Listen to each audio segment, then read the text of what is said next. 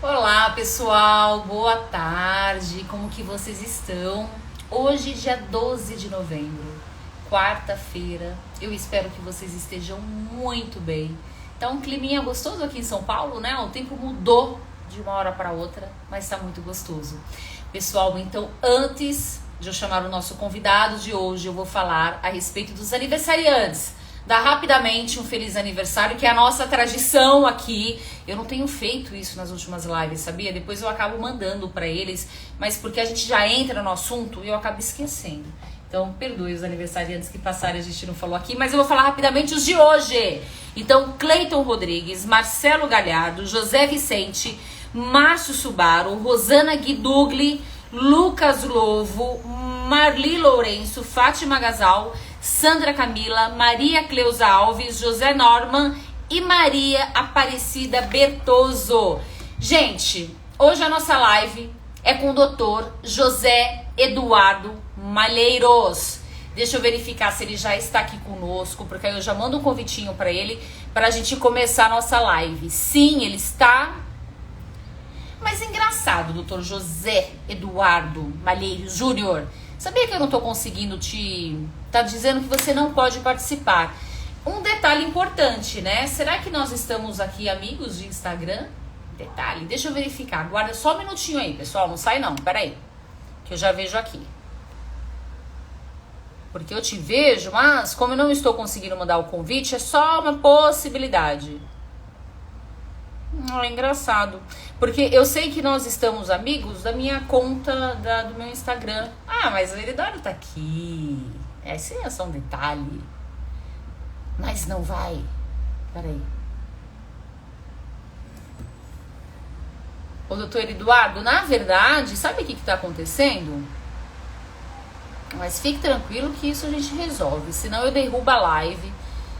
Ó, vou fazer assim então, pessoal. Eu vou derrubar a live só para verificar essa questão, se realmente nós estamos aqui um seguindo o outro. Eu acredito que sim, mas é só uma possibilidade. Ah, não, foi? Está conectando. Vamos ver. Peraí, vamos ver. Tá aguardando conexão, acho que vai dar certo. Ah, entrou. Olá, tudo bem? Tudo bem? Tudo. Você vai ter que virar teu celular assim, em pezinho para você. Eu justamente Isso. estava deitado. Eu falo em Eu acho- pé ou deitado, porque quando fica vertical, horizontal, eu falo assim, gente, vamos, né? Em pé ou deitado? Em pé, assim, exatamente. Aham, tá bom. Já Mas tinha me preparado todo para quê? Porque geralmente deixa ele na horizontal, né? Mas eu vou ajeitar aqui. mas o Instagram tem que ser vertical. Mas fica tranquilo, doutor Eduardo, não se preocupe com isso. A gente está aqui te aguardando. O importante é que você fique confortável, porque nós vamos ter aí um bate-papo bem legal. Tenho certeza disso. Olha, foi tanto teste colocando ele deitado, viu? Tudo bem? Olha, eu ia te falar, seja bem-vindo, mas você não é o único. Muitos fazem exatamente isso, eu também já fiz. É porque contigo, desde o início da pandemia, essa já é 93 lives que estamos fazendo no momento de hoje. Então, haja chão, viu? Já fiz muita coisa aqui também, agora eu aprendi. Mas, doutor Eduardo, antes de qualquer coisa, eu quero muito lhe agradecer por você ter aceito o nosso convite. O doutor Ricardo, ele contou algumas histórias que vocês viveram juntos. Então, assim, um prazer enorme estar aqui com você. E, assim, é realmente muito gratificante, mesmo a gente não se conhecendo pessoalmente, mas eu me sinto realmente como eu conhecesse você pessoalmente, exatamente em razão de tudo que eu ouvi de você. Muito obrigada mesmo. Olha, quem agradece sou eu. Eu estou muito honrado de estar aqui com vocês hoje para trazer um pouco, né, disso que a gente viveu aí nesses 12 anos aí de governo do Estado de São Paulo, de trabalho com direitos humanos, né? E realmente é o que você falou bem, viu? Eu e o Ricardo já trabalhamos, já fizemos, né, algumas coisas dentro do governo juntos. E realmente a gente já passou por algumas coisas. Para você ter uma ideia, a gente, que é uma coisa gigante, que para nós é de grande importância, a gente já tocou juntos uma conferência da igualdade racial. Foi lá na USP, acho que foi 2010, a Conferência da Igualdade Racial de 2010, que realmente, apesar de ter dado muito trabalho, foi muito gratificante para todos nós. Mas eu vou aproveitar também, Ana, já dizer que, viu, eu estava um pouco nervoso até por esses detalhes, né, de a gente poder estar certinho, preocupação com luz, com o celular certinho. Você vê, né, eu fiquei testando, antes de a gente começar, eu fiquei testando com ele deitado, aí daí já mudou tudo, mas ótimo, ó, estamos aí. Mas é isso mesmo, e eu vou te falar, e o mais gostoso é ter essa naturalidade, né? E as pessoas que ficam nos acompanhando já sabem desses imprevistos e ficam juntos, eu acho que fica até mais gostoso, porque fica muito mais real. Não é nada ensaiado, nada combinado. Mas até mesmo para a gente já começar o nosso bate-papo, você falou algo muito interessante, que vocês fizeram essa palestra na USP em 2010, em relação a uma conferência. Aí o que acontece? 10 anos se passaram. Pode falar. Ana, só mais um minutinho, ó. Eu queria primeiro, ó, parabenizar você, viu, que é o que eu falei. Eu estava nervoso com tudo isso, mas sou seu fã, já a maneira como você tem conduzido essas lives tem sido uma maneira maravilhosa. Ah, obrigada. Parabéns. E eu também quero aproveitar aqui, e já que a gente está, né, no espaço do escritório, de a gente poder também parabenizar agora o escritório Augusto Yamazaki, né, por 17 anos de existência aí, né?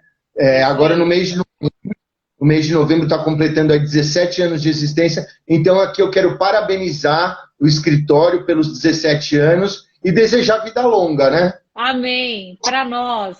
E eu tenho certeza que a Lê Gutierrez também é uma pessoa muito querida nossa, muito querida do escritório, e ela está falando aqui maravilhas de você, então eu tenho certeza que também ela é uma pessoa muito querida para ti, que ela até comentou aqui, ela falou assim, aê, Malheiro, seu lindo, que saudades.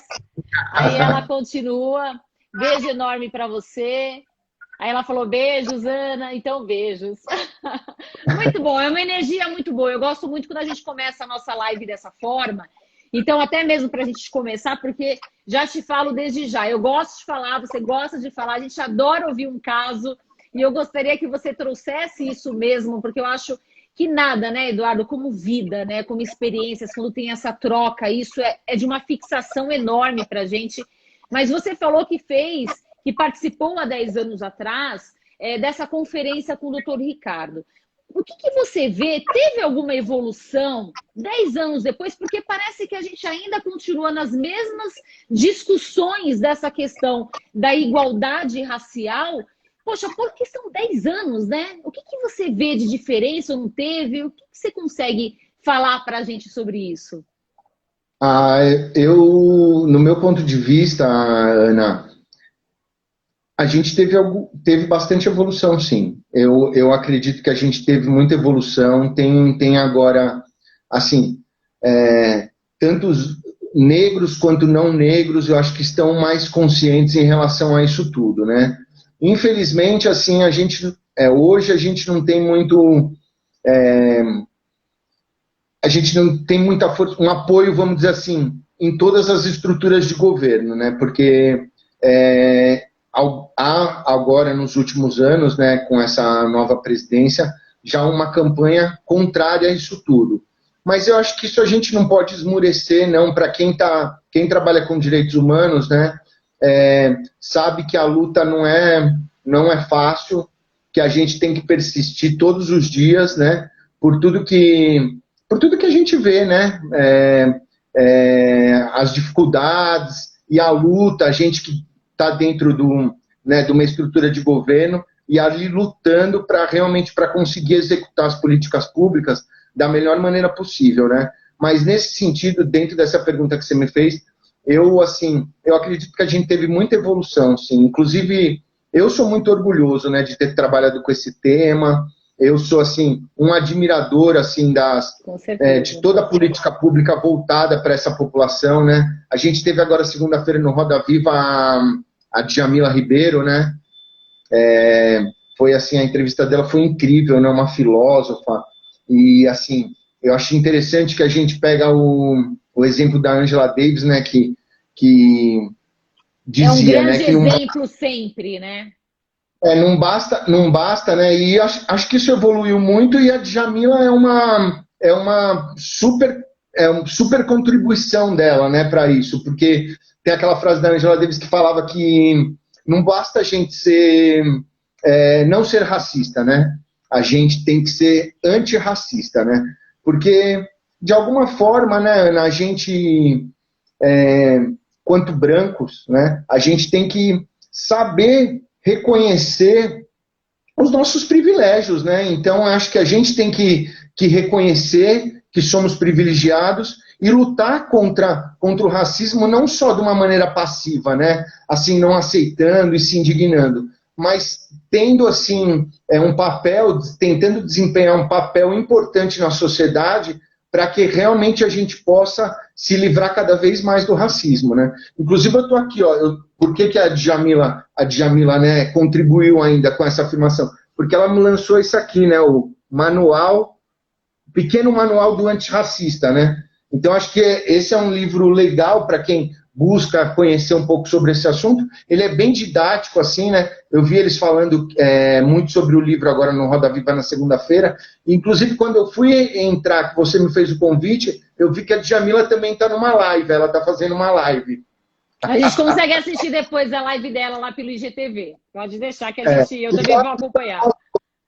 Para ela ver que a gente fez menção a ela, né? Que a Isso. gente admira o pensamento, né? Mas assim, Eduardo, você tocou no ponto que faz até a gente refletir em relação a isso, né? Que não basta você falar que não é racista. Você tem que ter todo esse movimento. E, por exemplo, qual é esse movimento que você sugere, então, para as pessoas? Porque as pessoas também têm essa dificuldade de entendimento. Seria o quê, então? Falar para os menores, para as crianças? Qual é a conduta que a gente consegue ter? A gente fazendo uma análise, né, nos casos que acontecem, a gente tem muito esse lado, né, Ana, de estar do lado de cá, que assim, no tempo que eu trabalhei tanto no Conselho da Comunidade Negra quanto na coordenação de políticas para a população negra e indígena, né, a gente estava no lado aqui de poder fortalecer essas questões junto, né, porque uma das finalidades é também fortalecer junto à população, mas servidores públicos, a gente combater o racismo institucionalizado, né, a gente, quanto servidor público, é uma função nossa e uma função da própria coordenação, uma própria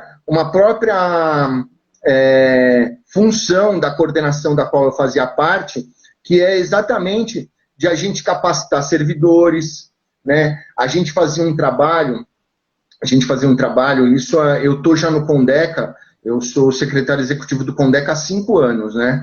Então, o último local que eu trabalhei antes de ir para o Condeca, em 2015, 2014, foi a Secretaria da Justiça, e ali a gente fazia esse trabalho na CPPNI, né? Então, a gente, inclusive, na época, a Secretaria da Justiça era que abrigava todas as questões de direitos humanos eram dentro da Secretaria da Justiça. Depois acabou espalhando um pouco, e acho que espalhou com toda razão, foram para alguns outros departamentos, por exemplo, o Condeca, do qual eu faço parte. Eu só fui transferido da Secretaria da Justiça para a Secretaria de Desenvolvimento Social, porque o Condeca foi transferido para a Secretaria de Desenvolvimento Social. Então, e que inclusive eu acho, né, eu tenho uma plena convicção de que é a melhor casa para o Condeca, por exemplo, né? Os outros equipamentos que ficam dentro da Secretaria da Justiça também eu acho que estão na casa certa também, né? Mas, por exemplo, essa mudança do Condeca, então eu acabei sendo transferido de secretaria porque eu estava fazendo na época parte do Condeca. Mas é o que eu falei, a gente conseguiu na época, alguns anos atrás, fazer um trabalho muito bacana com uma academia de polícia. A gente tem o Centro de Direitos Humanos da Academia de Polícia, da Polícia Civil. Então, a gente fez uma parceria com eles para conversar não, são 10 DEINTERs de polícia no interior, né? Então a gente tinha a função de ir e conversar não só sobre as questões raciais, mas também tinha ali a coordenação LGBTQI+, a gente tinha o programa o programa de defesa de ameaçados de morte. A gente tinha vários programas da Secretaria da Justiça que a gente envolveu com essa parceria, junto com a coordenação, que eu fazia parte da coordenação, né? Quem idealizou esse projeto todo foi a professora Elisa Lucas, que hoje é secretária de Direitos Humanos adjunta da questão racial lá na Secretaria de Direitos Humanos do município, né? Elisa Lucas. Até mandar um abraço aqui para ela, não sei se ela está nos acompanhando, mas ela também conhece bastante o Ricardo. Então foi todo esse trabalho sobre a tutoria dela. A gente fez essa parceria com a CADEPOL e passamos a ter essa conversa com a polícia, com escrivães, delegados, investigadores, e trazendo a conscientização sobre essas questões. Porque a gente sabe, né, Ana, em todas as áreas, a gente percebe, é o que eu estava falando um pouquinho do racismo institucional, né? A gente percebe que em todas as áreas, na segurança pública, né, como a gente fazia esse comércio com a polícia, na educação, a gente tem uma lei de 2003, a 10.639, que é a implantação do estudo da história da África nas escolas. Nossa, né? Uma lei já de 2003. Sim. Então ela tem uma... Isso tem assunto, hein? Ela tem uma grande importância porque, assim, é uma modificação de como você retrata esse assunto dentro da sala de aula com as crianças e também é uma luta para se modificar o material didático para que as crianças negras possam ter contato com heróis negros. Então, a professora Elisa sempre comenta comigo, né, que uma vez ela estava conversando com o Serra sobre essa questão, foi uma época que a cultura, inclusive o Ricardo devia estar lá nessa época na cultura, foi uma época que eles fizeram uma campanha grande e aí colocando cartazes na cidade, eu não sei se você lembra, de Teodoro Sampaio, sim, Machado de Assis, todos assim, são pessoas que às vezes as pessoas nem imaginavam que eram negros, e daí teve essa campanha da Secretaria de Cultura para exaltar, e isso, dos objetivos dessa lei de 2003 é justamente fazer isso dentro das escolas, para que a gente possa ter um material didático. É essa questão, né? A gente ir conscientizando pouco a pouco, porque tem algumas coisas que são muito alarmantes, né? Eu vi, voltando a comentar isso, na Djamila no Roda Viva, né? Ela comentou assim, rapidamente, que as mulheres negras, elas são menos tocadas pelos médicos, né? Então, daí, isso inclusive é um fator para que a gente chegue nos números, por exemplo, da mortalidade materna de mulheres negras, é 6 vezes maior do que a de mulheres brancas. E isso a gente tem um comitê de saúde da população negra, né, dentro da Secretaria de Saúde, foi feito assim um estudo muito detalhado, né, porque tem algumas doenças que são prevalecentes da população negra, então foi feito um estudo muito detalhado para se chegar nas razões de por que a gente, por exemplo, tem esses números. E aí isso, inclusive, está no site do SEAD, né, que é um instituto de pesquisa do Estado de São Paulo, isso tudo está constando lá no site do SEAD, que os fatores para chegar a esses números, para cada mulher branca, morrem 6 negras de mortalidade materna. Mas é muita coisa, né, Eduardo? São 3 fatores principais, né? Primeiro é a questão de um pré-natal inadequado. O segundo é exatamente esse que a Djamila comentou no Roda Viva, que as mulheres negras são menos tocadas, menos examinadas pelos médicos. E o terceiro, para mim, quanto homem branco, já é estarrecedor. Imagina para você, quanto mulher, deve ser difícil. Imagina para uma mulher negra saber de um dado desse, é que elas recebem menos anestesia na hora do parto. Então, há uma falsa ideia, né, de que a mulher negra é mais forte, então elas recebem, por exemplo, menos anestesia na hora do parto. Assim, Esse estudo foi agora? Foi feito em 2020, esse estudo? Não, isso já é coisa, isso que eu estou te falando na época que ainda eu trabalhava com a questão racial, hoje eu Mas a não gente está tenho falando o quê? dado. Há 10 anos atrás? É Mesmo a questão assim, é recente. É menos. recente. Mas Para mas falar eu da acredito. anestesia, mas tudo que é plenamente de acordo, porque quando a gente vê a respeito principalmente essa questão do pré-natal, que é totalmente deficiente, só pode resultar nisso mesmo. Então, quando a gente acompanha o que a gente já vê nos noticiários e na vida prática, a gente fala, realmente, isso só pode ser verdade. Realmente. Assim, isso comprova, né, em dados, o racismo institucional, né? Ele está dentro da saúde, está dentro da educação, dentro da segurança Sim. pública. Então, sabe, e eu acho a gente como agente público, como servidor, eu acho que é importante também a gente começar a fazer essa lição a partir daqui, para que a gente possa, né, também chegar na população e poder a gente ser ouvido quanto a essas questões, né? Porque quando eu vejo, né, eu até brinco, né, em conversa de boteco, né? Quando eu pego eu estou conversando com alguém com um rapaz negro ou né, uma moça negra, daí às vezes eu me deparo com alguém que seja, por exemplo, contra as cotas, né? Daí eu pego e falo assim, você tem um tempinho para a gente conversar, para eu falar só alguns números, para ver se você entendendo os números, você muda a tua opinião, porque realmente ninguém está duvidando da capacidade de ninguém. A população negra é super capaz.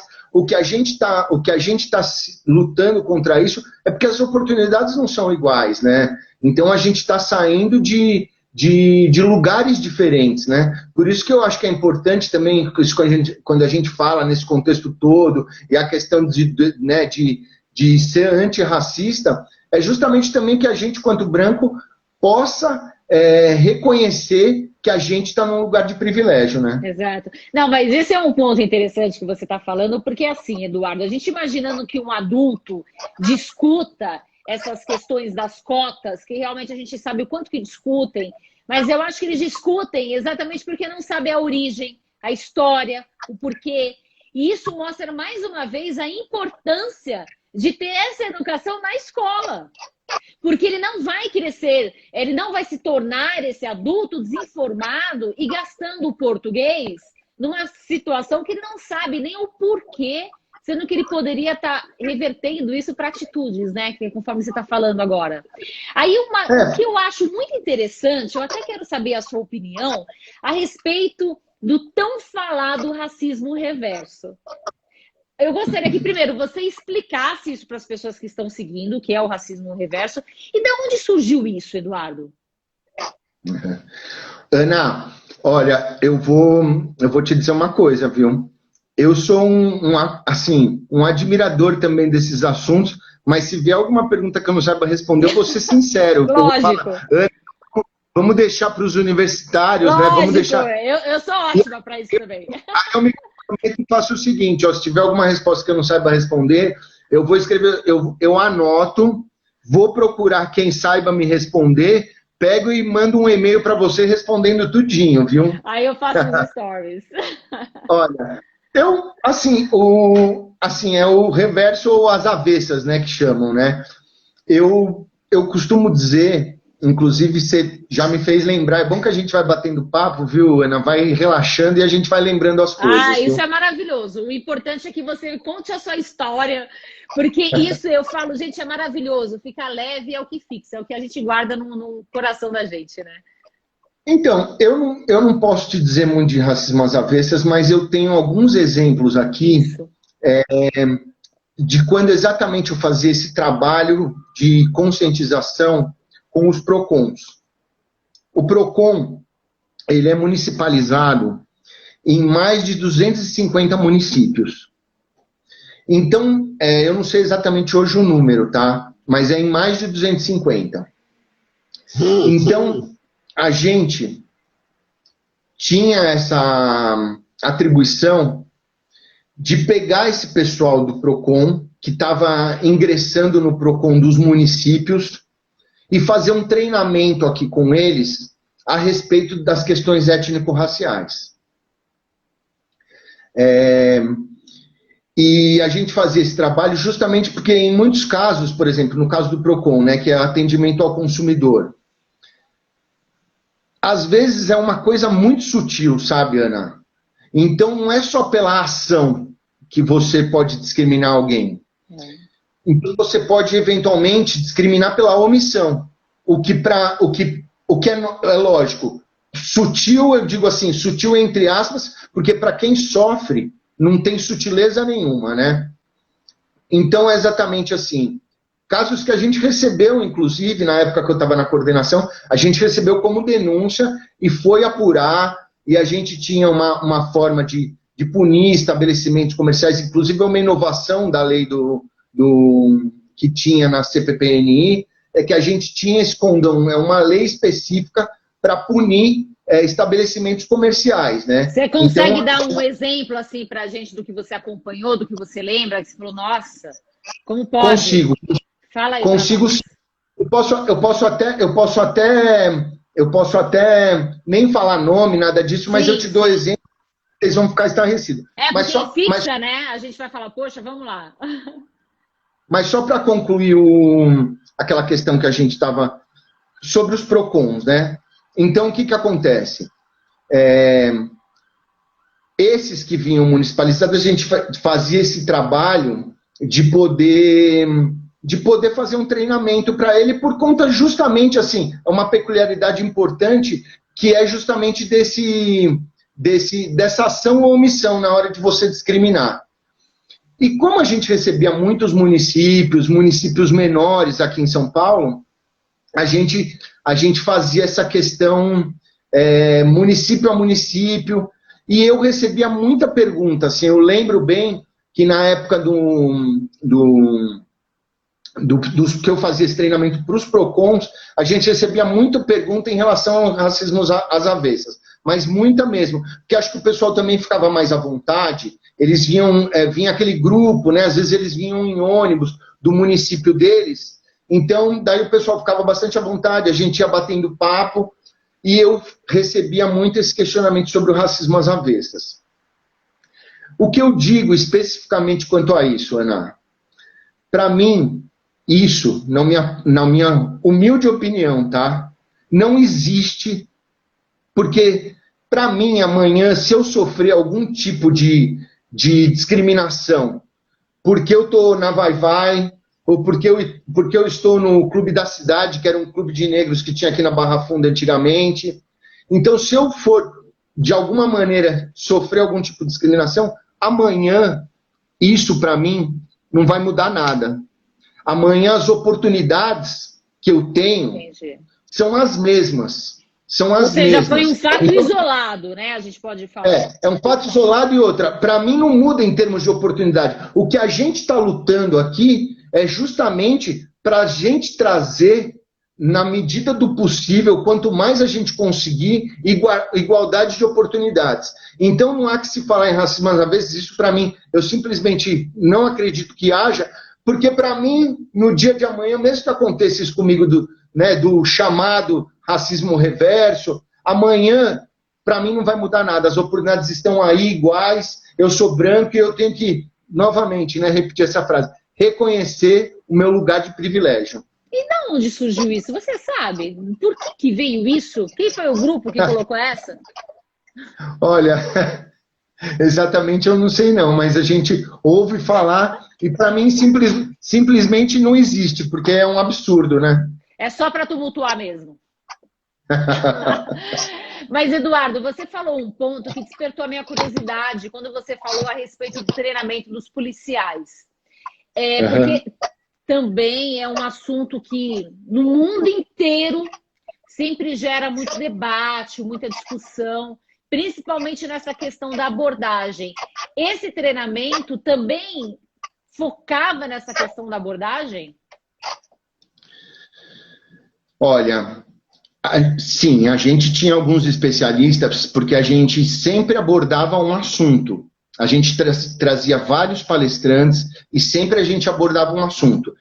Então, essa questão da abordagem, a gente também tocava nesse assunto, né? Porque também há um elemento muito difícil, né, e muito subjetivo, que é o que você pode fazer abordagem quando você tem fundada suspeita, né? Mas gozado que a fundada suspeita sempre recai sobre o negro da periferia, né?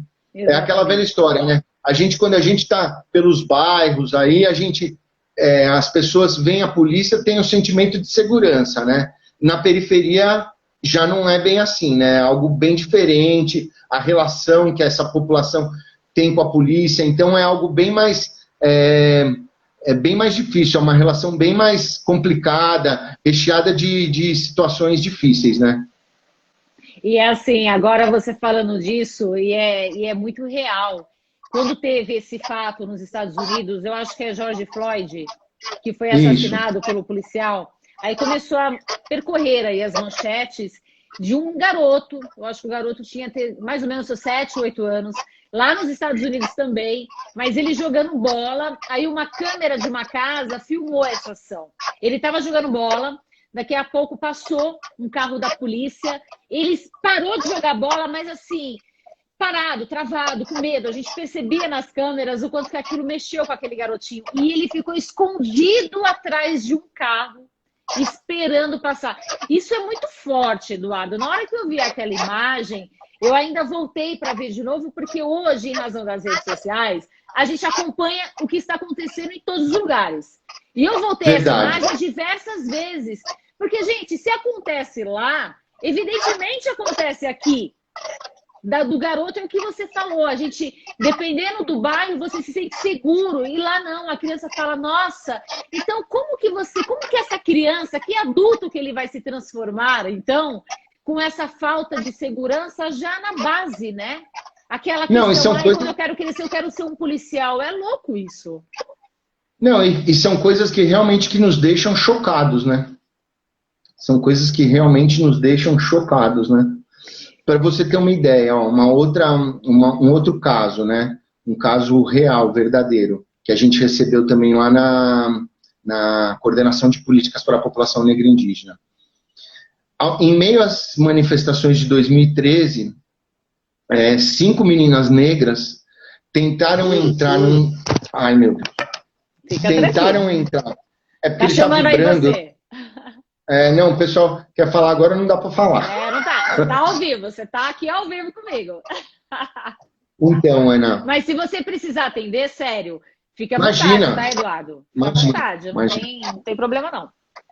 Então, olha, as 5 meninas negras, em meio às manifestações de 2013, elas chegaram para comer num restaurante na região da Paulista, tá?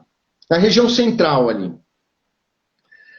Aí elas foram impedidas, simplesmente foram impedidas de entrar no restaurante.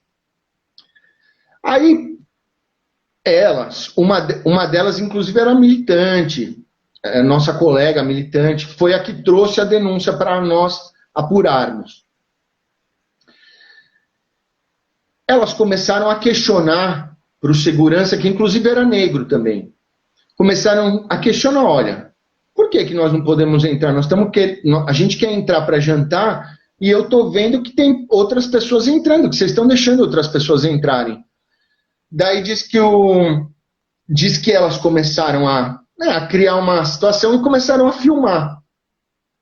Ela falou assim, bom, então se vocês não estão deixando a gente entrar no estabelecimento, a gente vai até a delegacia fazer o boletim.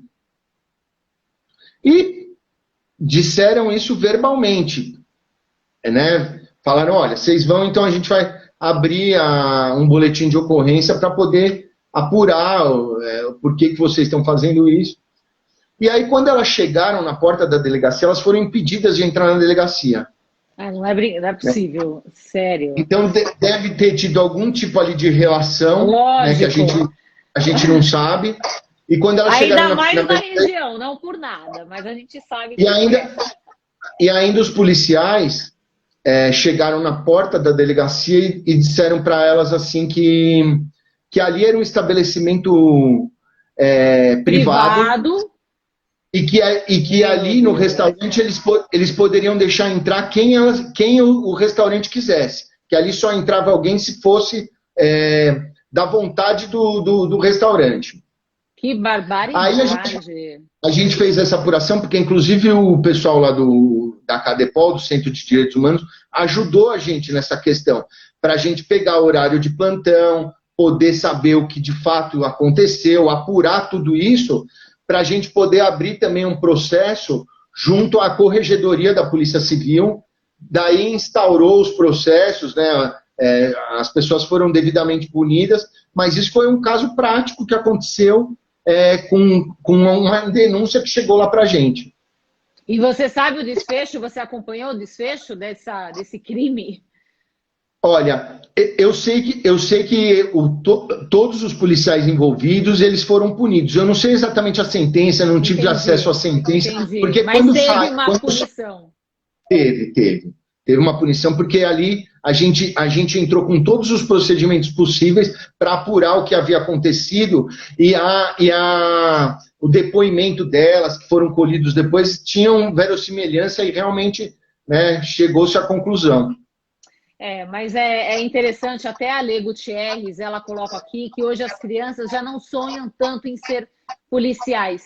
E é interessante isso, porque o que acontece? Eu até estive com o doutor Ricardo recentemente, no trabalho também que nós fizemos juntos, e a gente também recebeu uma denúncia. E foi tão impactante isso para mim, Eduardo, porque assim, estava nesse dia a mãe e o irmão de uma vítima, um rapaz que foi assassinado supostamente por policiais. Então, era realmente uma denúncia para que isso fosse verificado e tal. O que me chocou muito é que o irmão desse rapaz assassinado tinha mais ou menos seus 20 anos, um rapaz muito jovem, e ele dizia que ele estava realmente estudando para ser policial militar. E que aquilo tinha sido um conflito muito grande, porque para ele sempre foi um ideal. E de repente ele estava diante daquela situação para que fosse averiguado realmente as condições que o irmão dele foi assassinado, exatamente porque teve filmagem, enfim. Aí você fala, poxa vida, né? Mas se a gente pensasse mais uma vez nesse treinamento que você falou que você fazia lá, isso resolveria, na minha opinião, acredito que na sua também, que não para agora, mas resolveria que isso continue acontecendo. Que tem que ser uma política pública que ela tem que ir acontecendo, né, Ana? Assim, de uma maneira permanente, né? Exatamente. Ela tem que acontecer de uma maneira permanente para que vá mudando realmente, né? Realmente o modus operandi, né, deles, né? Muito bacana. Mas assim, só para a gente então saber dessa sua carreira, dessa longa carreira, fala um pouquinho isso para a gente. Como que foi? Porque você falou que ficou na Secretaria de Segurança Pública, depois com o DECA. Fala isso para a gente. Não, na Secretaria da Justiça. Eu vou completar. Na Secretaria da Justiça. Agora, em fevereiro de 2021, eu completo 12 anos de governo do Estado. Completo. Ai, meu Deus, viu? Ai, se eu tivesse treinado... Se você quiser atender, não, atende. Fala que você está ao vivo, que você não pode falar. Eu tentei silenciar, Mas se você quiser atender, sério, fica à vontade. De jeito nenhum, vocês são prioridade aqui e não tem a menor importância. Hoje eu fui bem cedo para o Condeca, fui bem cedo para sair um pouquinho mais cedo para poder, nessa hora, eu estar tranquilo aqui. Papo, não, vocês são prioridade. Que bom, o que você... isso. O que você comentou, né? Realmente, a gente estava preparado para poder bater esse papo, então a prioridade são vocês. E outra, é que eu sou meio ignorante virtual, viu? Porque eu peguei meu celular aqui e não consegui tirar o vibra dele. Eu tirei todos os toques, mas o vibra eu não consegui. Puxei lá um pouco. Mas tá ótimo, Eduardo. Eu acho que tá fluindo super bem. Fica tranquilo em relação a isso. Mas eu gostaria que você falasse, sim, da sua atuação e até mesmo explicando as siglas para saber o que cada órgão faz, a sua atuação. Então, a gente... É o que eu falei, eu completo agora 12 anos no governo do Estado de São Paulo. A gente ficou até 2015 na Secretaria da Justiça. Aí, na Secretaria da Justiça, eu me dividi entre 3 departamentos.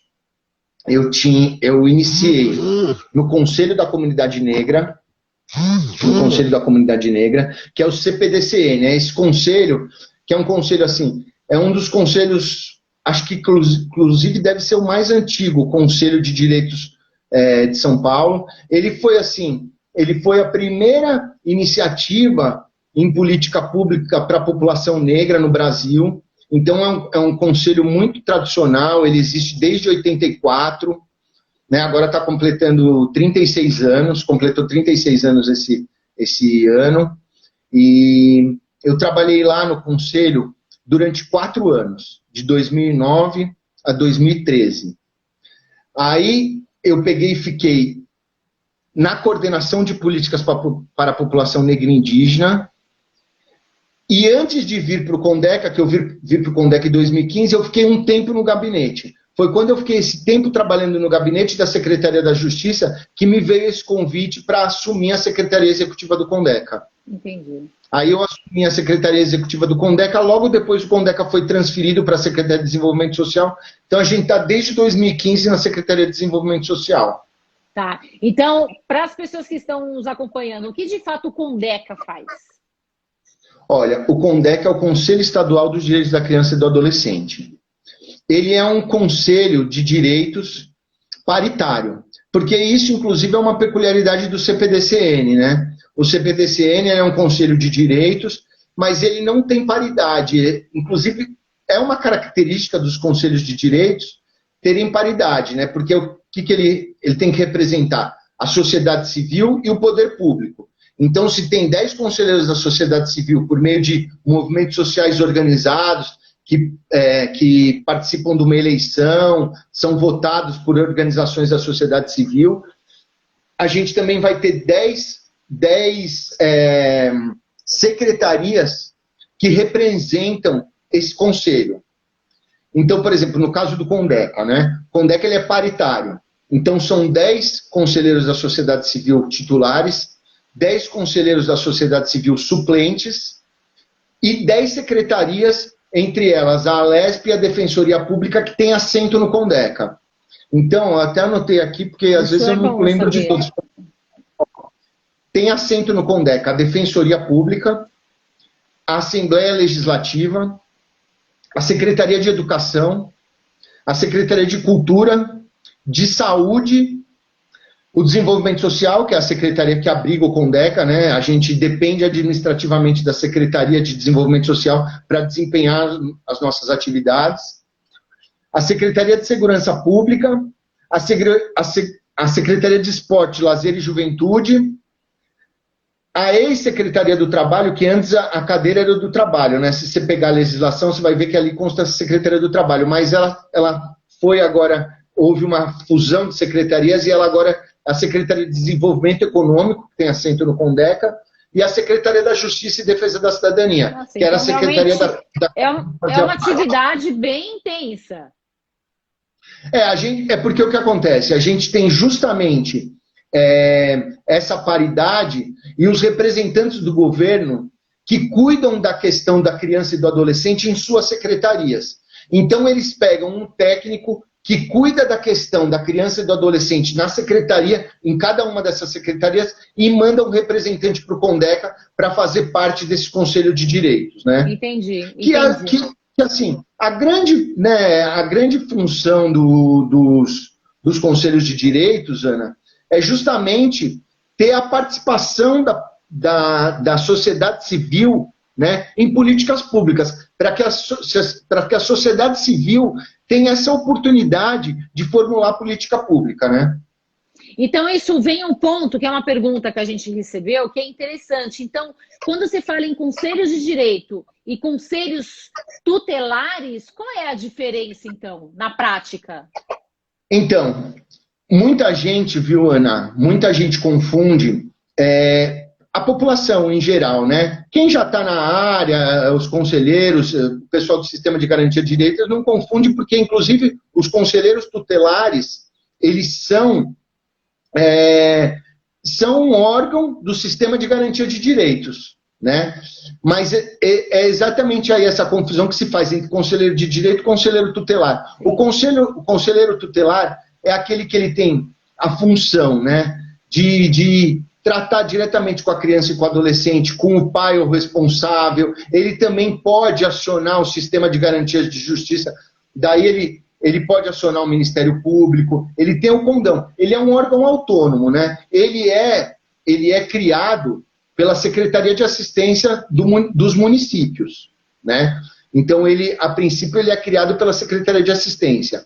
Mas ele tem assim, uma independência funcional, né? Uma autonomia, realmente. Tem uma autonomia. Isso está disposto no ECA, né? Eu, se não me engano, acho que é o artigo 136 do ECA. Deixa eu dar uma olhadinha aqui, só para, se alguém depois tem interesse em pesquisar, né? A gente fala da nossa cabeça porque já está tão acostumado, mas daí o pessoal, depois quiser fazer uma pesquisa mais... Peraí. Mas é muito importante essas explicações, porque as pessoas querem realmente essa informação, de entender, e é isso, né, Eduardo? Tem que entender para saber até mesmo aquilo que vai ser pleiteado de direito, né? Deu uma travada, mas eu acho que é a chuva. Chuvinha. Eu não sei se você está me ouvindo, Eduardo, mas deu uma travadinha, tá? Voltou. Eu percebi, ficou lendo, mas eu percebi. Mas voltou. Achou aí? Joia, faz parte. Não, e ainda mais caindo uma chuvinha, fica pior ainda o sinal. Eu até olhei aqui agora da janela e falei assim, será que é a chuva?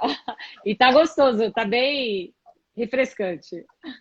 Ó, Ana, mas o que fala bastante sobre, aliás, no ECA, a partir do 131, ele passa a falar de conselho tutelar, mas as atribuições especificamente ele fala no artigo 136. 136. Que daí ele fala atender as crianças e adolescentes. Então aí ele tem uma gama aí de atribuições que ele faz o atendimento tanto para as crianças e adolescentes, pais ou responsáveis, entidades de atendimento, aquelas entidades de atendimento que ficam na ponta, aí autoridade judiciária, o Ministério Público e aquelas próprias funções mesmo do Conselho Tutelar, ele executa aquilo que ele, né? Então, o que ele atende queixa, ele exerce a função de escutar, aconselhar, encaminhar, aplica as medidas protetivas pertinentes a cada caso. Então, ele tem todas essas atribuições. E já é o que eu falei, os conselhos de direitos, ele tem aquela paridade, ele é um outro órgão de sistema de garantia de direitos, né? Assim como o CONANDA, né, que é o Conselho Nacional, tem os conselhos estaduais e os conselhos municipais, né? Os conselhos da criança e do adolescente têm uma base muito estruturada, então a gente está em todos os municípios e realmente, né, a gente tem força com o fundo estadual, a gente recebe bastante destinação, a gente tem verba para poder financiar projetos no estado todo, aí a gente abre um edital de chamamento público, para você ter uma ideia, nesse último edital que fechou agora, a gente abre geralmente de 2 em 2 anos esse edital, né, que é justamente para trazer as organizações da sociedade civil para o Condeca, para inscreverem projetos, e podem ser organizações do terceiro setor, como prefeituras também. A gente aceita projetos de prefeitura para a gente poder financiar esses projetos com recurso financiar com o recurso do fundo para poder atender. Para você ter uma ideia, agora dos inscritos agora nesse último edital, que já saiu a classificação, tudo que são as fases do edital, a gente, dos municípios inscritos de PP1, que é pequeno porte 1, a gente atendeu 85% dos municípios de pequeno porte 1. Aí depois tem as divisões, né?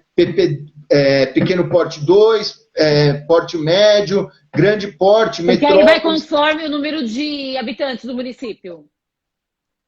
Isso, exatamente. Daí a gente, pra você ter uma ideia, dos inscritos do PP1, a gente atendeu 85%. Dos 280 municípios inscritos no edital do Condeca, a gente conseguiu atender 230. E esse ano, que é um... Desculpa, mas é só porque agora foi realmente uma loucura essa força, porque eu não tinha ideia dessa força do Condeca. Então, digamos que esse número também dos inscritos dos municípios também se dá principalmente em razão desse ano aí de 2020, pandemia. E refletiu isso diretamente nesse número de inscritos? Aumentou ou não? Não tem nada a ver? Não, porque sabe o que acontece? Esse edital, ele já está rolando alguns meses antes da pandemia. Porque agora o julgamento dele, Ana, o julgamento dele veio agora em meio à pandemia. Porque a gente ainda do Estado, a gente está em quarentena até 16 de novembro. Tiveram alguns servidores que tinham condição de voltar imediatamente, voltaram, mas grupo de risco, quem mora com idosos, todo esse pessoal ainda está em casa. Então, vamos dizer assim, a gente ainda não está força total, mas a gente está conseguindo fazer aquilo que a gente... Para você ter uma ideia, durante a pandemia, as linhas do Condeca ficaram no meu celular. Lá são 6 linhas. Então, mas você sabe, eu que dei essa ideia para o gabinete, né, para que a gente trouxesse as linhas do Condeca para o meu celular. Mas foi excelente. Primeiro porque as organizações estavam desesperadas, a maioria interrompeu, com a exceção de algumas APAES, a maioria interrompeu a execução dos serviços. Então, durante esse período, eu consegui atender as organizações, eu consegui também atender, como eu acho que deve ter algum auxiliarista que joga lá para o telefone do Condeca, porque aparece como Secretaria de Governo o telefone do Condeca. Olha, é o que eu falo, né? Às vezes as coisas vêm sem você nem saber por quê. Mas também foi ótimo para mim, durante a pandemia, eu exercer essa atividade, viu? Porque além de eu, assim, aumentar ainda mais a minha relação, porque eu geralmente sou, em muitos dos projetos, a maioria dos projetos, os do eixo de assistência social, eu sou o gestor, né? Quando a gente celebra o convênio para destinar o recurso, eu geralmente sou o gestor. Então, eu já tenho uma relação bastante próxima das organizações, né? Mas, assim, durante esse período, foi ótimo pela relação, para a gente ter essa relação próxima durante um período como esse, com as organizações. E eu também consegui atender muita ligação de gente desesperada. Olha isso, exatamente, porque era isso que eu ia falar, e por isso que eu fiz essa pergunta, porque esse ano foi uma loucura. Agora você está dizendo que atendeu pessoas desesperadas, ou seja, teve mais uma vez esse acolhimento, ou seja, mostra que isso é sensacional, né? Razões, né? Coisas até que, por exemplo, tem coisas que não eram nem do governo do estado, mas teve 2 ou 3 casos que eu tentei ajudar a pessoa, entrei aqui no computador para baixar aquela questão do auxílio emergencial. Olha então, isso. assim, aconteceu... Além, né? Além. Muito, muito. Foi assim, também foi gratificante poder ajudar num momento como esse, né? Porque, assim, em relação a crianças e adolescentes, houve muita preocupação, sabe, Ana? Sabe? A gente que trabalha com isso, sou secretário executivo do Condeca há 5 anos já, a gente vive isso no dia a dia, mas, sabe, eu acho que, de uma maneira geral, né, a gente já luta, a nossa luta maior quando a gente está no movimento é para, sabe, que haja um reconhecimento das crianças e adolescentes como sujeito de direitos, né? Porque a gente vem de um código, do Código de Menores, né, que era totalmente excludente, né, punitivo, né? E que, assim, que ainda, por isso que eu falo que todas essas relações de direitos humanos, elas estão totalmente interligadas, sabe? Porque, sabe, se eu trabalhava com a questão racial, hoje eu trabalho com criança e adolescente, mas também tem aquela criança negra vulnerável. Se a gente fala em tempo de pandemia, a gente também tem que pensar em uma política para as mulheres, sabe? Porque realmente é uma dificuldade, por exemplo, quantas mães não puderam retornar ao trabalho porque as crianças ainda não voltaram para a escola, sabe? E o que me preocupou também, o que me preocupou em relação a crianças e adolescentes especificamente, que é o que eu trabalho hoje, o que eu vivo dia a dia, é justamente essa invisibilidade das crianças. Onde estão as crianças nesse momento? Porque a gente, por conta da escola não estar funcionando, a gente acaba perdendo isso por conta daquele contato diário, aquele contato próximo dos próprios professores, diretores, a gente que está nas organizações no dia a dia, né? Então a gente se preocupa muito, sabe? O que está acontecendo, né? Porque é muita vulnerabilidade em todos os sentidos, né, Eduardo? Tanto alimentar, quanto de proteção, quanto de segurança. Realmente é... Olha, eu vou te dar uma notícia. Você sabia que tem 5 minutos para acabar a nossa live? Eu vou fazer Nossa, uma. Ó, eu te falei que passa rápido. Eu só vou me aproximar aqui porque fizeram uma pergunta para você. Foi a. Olha, eu tô cada vez assim, mais ceguinha, né? A Lai dois. Sangueser. Eu acho que é Lai Sangueser. Ela pergunta assim: existe algum critério de escolha para o direcionamento do fundo de financiamento? É de acordo com o tipo do projeto apresentado? Obrigado pela pergunta, viu? Porque isso a gente vai falando, Ana, você deixa a gente tão à vontade e a gente às vezes, você viu que eu também falo pouco, né? Ah, mas Mas foi é uma importante. delícia. Mas essa E outra, pergunta mas dela é vamos. muito boa. Direciona. É ótimo e pertinente. E outra, eu vi também o Ricardo fazendo convite às organizações, e as organizações também anseiam em saber como é que funciona esse processo todo. Mas olha, eu já me comprometo aqui de antemão, como a gente não vai conseguir ver todos os temas, eu já me comprometo aqui voltar aqui numa próxima oportunidade para Ótimo. a gente continuar essa conversa. Não, ótimo, mas eu gostaria, então, claro, Vamos obviamente lá. você vai fazer isso, responder a pergunta dela, mas falar sobre Claro. essa outra questão que você tocou agora, porque a gente, ó, embora pareça 4 minutos, mas a gente estende. Não tem Tá problema. joia. Eu acho importante a gente falar sobre isso. Vamos lá. Eu não te interrompo mais. Não, imagina, fica à vontade. Olha, primeiro em relação à pergunta, né? Sim, existe a comissão de avaliação de análise de projetos. A gente constitui uma comissão no Condeca para justamente fazer essa análise. Essa comissão é formada tanto por conselheiros da sociedade civil e do governo, quanto por servidores da Secretaria de Desenvolvimento Social. São técnicos que fazem a análise desses projetos, né? E existem já os critérios de avaliação desses projetos. Porque o que acontece?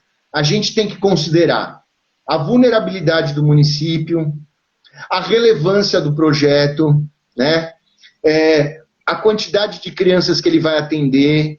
Então, tem uma série de requisitos que essa comissão, né, munida desses princípios já, daí vai pelo IDH do município, tem esse outro fator, IDH do município. Assim, eu sou da parte administrativa do conselho, né? Então eu não participo diretamente dos julgamentos. Mas isso quem faz são os conselheiros, mesmo os conselheiros de direito, que munido daquela função dele de agente público, ele faz os julgamentos justamente baseado nesses critérios. Mas existem sim, existem critérios importantíssimos, inclusive em relação à pergunta que você me fez, agora já emendando, esse edital do Condeca não houve consideração quanto a essas questões, Ana, justamente porque a gente ainda nem sabia de pandemia, então o edital foi aberto, a gente recebeu as inscrições antes de começar a pandemia. Mas você pode ter certeza, sensíveis como os conselheiros do Condeca são, né? O Fernando Henrique Cury, que é o presidente do Condeca, ele é deputado estadual e tem assim, uma sensibilidade muito grande quanto a essas questões. Agora está todo mundo imbuído para sair dessa, né? Depois do susto que a gente tomou ontem lá com aquele negócio de mexer com a Anvisa, a gente toma cada susto.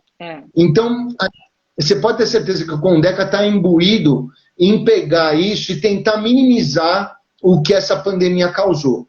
Então, eu tenho certeza que para o próximo edital, isso vai ser considerado, sem dúvida nenhuma. Porque é algo que a gente... edital 2021. Isso, com certeza. Porque sabe o que acontece? Realmente... são situações que não vão se reverter tão facilmente, né, Ana?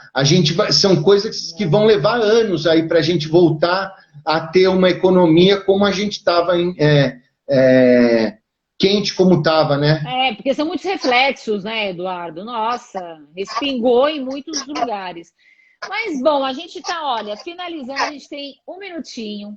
Claro, pode estender. Mas eu gostaria, então, de que você fechasse a live conosco, colocando as considerações aqui que você julga relevante. E já falo para o pessoal desde já que, por exemplo, como a gente recebeu essa pergunta agora, vocês podem mandar perguntas depois. Eu passo para o doutor Eduardo, eu volto com vocês. Enfim, qualquer dúvida em relação a isso, doutor Eduardo, eu tenho certeza que ele vai nos responder aqui com todo prazer. Então, eu passo para ti. É o que eu falei, né, Ana? Se eu não souber responder, também eu vou recorrer a, quem sabe, lá uns conselheiros feras que tem lá, que daí eu pego e também formulo a resposta e mando de volta. Perfeito. Não, Mas e assim, assim, e antes, rapidinho, antes de finalizar, eu preciso falar que o doutor Ricardo, ele entrou aqui na live e comentou que ele adorou o seu novo visual. ah, o pessoal estranha, porque agora na pandemia, viu, eu assumi os meus cachos. Ah, entendi. Tá lindo. Então ele gostou, Eu, por isso que ele falou. é mais de 30 anos, há mais de 30 anos raspando o cabelo, né? Daí veio Jura? essa pandemia, a gente não podia sair de casa. Mas Aí a barba cresceu. você tinha. A barba eu tinha, a barba eu Nossa, que tinha. interessante. Então era baixinho e com barba. Exatamente. Aí veio essa pandemia, o cabelo cresceu, daí a gente falou assim, acho que de repente, né, vamos mudar um pouco. Aí agora tem que cuidar, porque dá trabalho também, viu? Mas tá ótimo, tá ótimo. Legal, Ana, então eu vou passar para ti, para a gente fechar a live.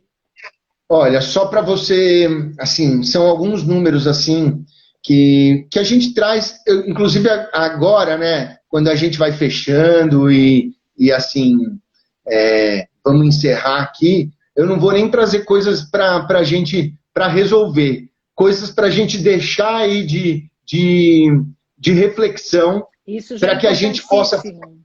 como a gente pode fazer, cada um a sua parte, para a gente resolver esses problemas que a gente tem, relacionando à área que eu trabalho hoje, que é de criança e adolescente, né?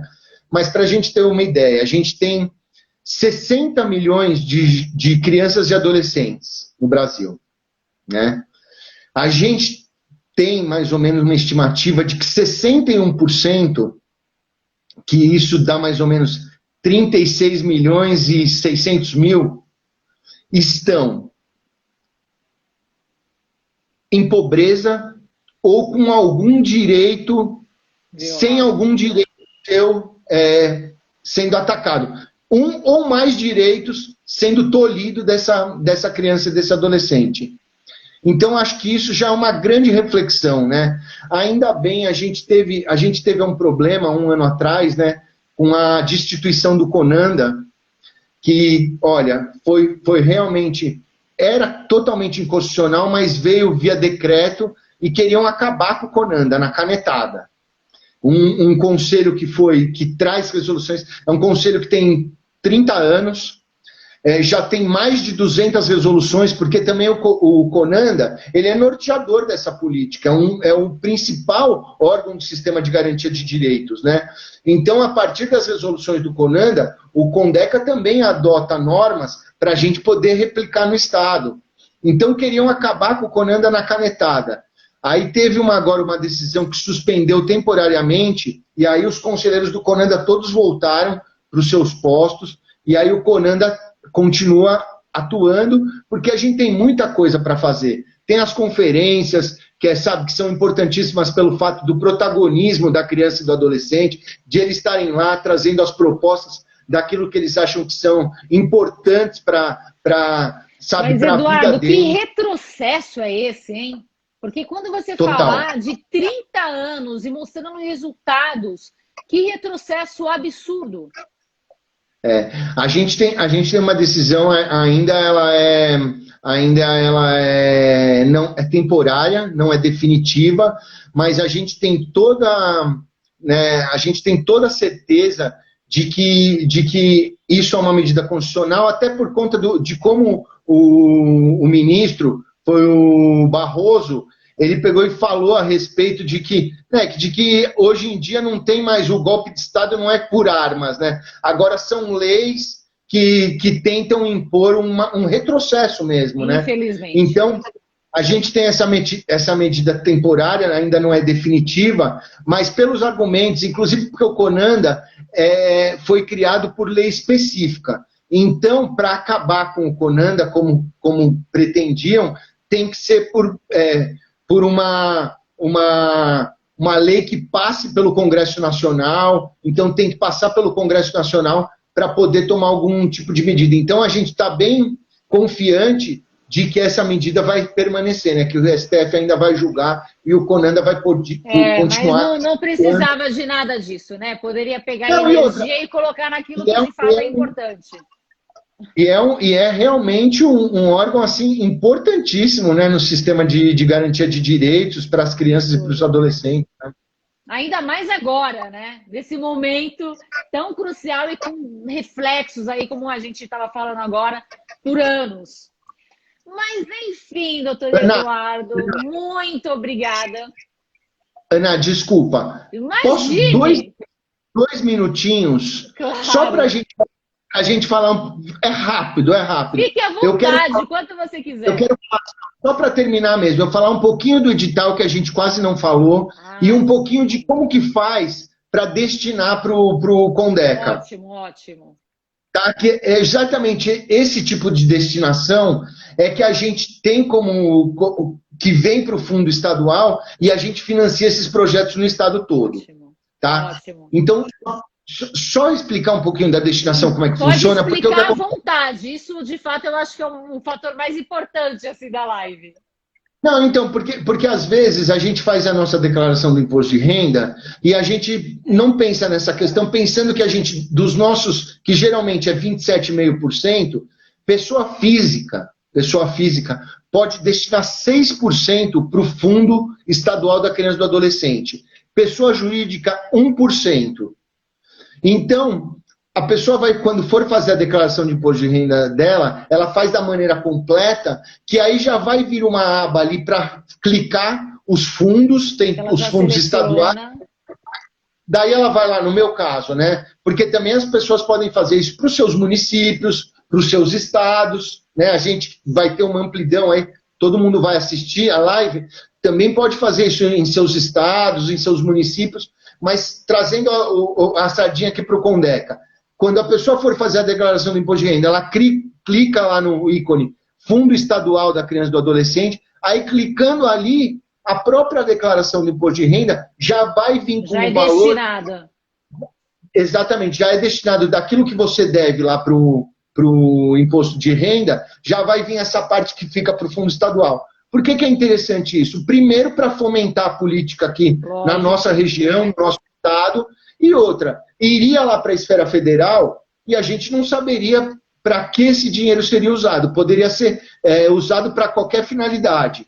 Quando traz aqui para o fundo, ele praticamente é na relimbo de que ele vai ser usado para essa finalidade, para crianças e adolescentes, para financiamento de projetos para crianças e adolescentes. Então é importante, a pessoa física pode fazer 6%, mas é importante também explicar aqui. Se deixar para o imposto de renda, só consegue destinar 3%. Então, se a pessoa física quiser fazer dos 6%, ela tem que fazer até dezembro, que está chegando agora a época, tem que fazer até dezembro o cálculo, já tira uma guia, emite e paga, e os outros 3% quando vier a declaração de renda. Porque senão, se virar o ano, aí a pessoa só consegue destinar 3%. Entendi. Então é bom, quem tem interesse de fazer agora o cálculo em dezembro, para poder destinar os 3% que estão possíveis até dezembro, e até a março, abril, que é quando vem a declaração de imposto de renda, destina os outros 3%. Muito bom, muito bom. Importante ter falado isso mesmo, viu, Eduardo? Ótimo. Tem mais alguma consideração importante assim para gente? Eu acho que todos os outros assuntos a gente tocou um pouquinho em cada um deles, mas é o que eu disse. Eu me coloco à disposição, para retornar outra vez. Eu acho que a gente pode conversar sim, tem muita coisa ainda para a gente falar. A gente seleciona mais alguns assuntos e tenta voltar para refazer a live. Desde já eu até te faço um convite. Às terças-feiras a gente faz um ao vivo na rádio, a Guardiã da Notícia. A gente tem um quadro lá que se chama Guardiã da Justiça.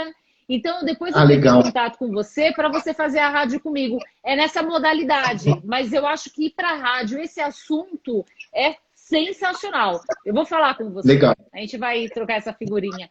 Eduardo, muito obrigada. Adorei esse bate-papo. E é isso. Muito obrigada. A gente volta a se falar. E para vocês também, pessoal. Muitas pessoas nos acompanharam do início até agora. Você é querido.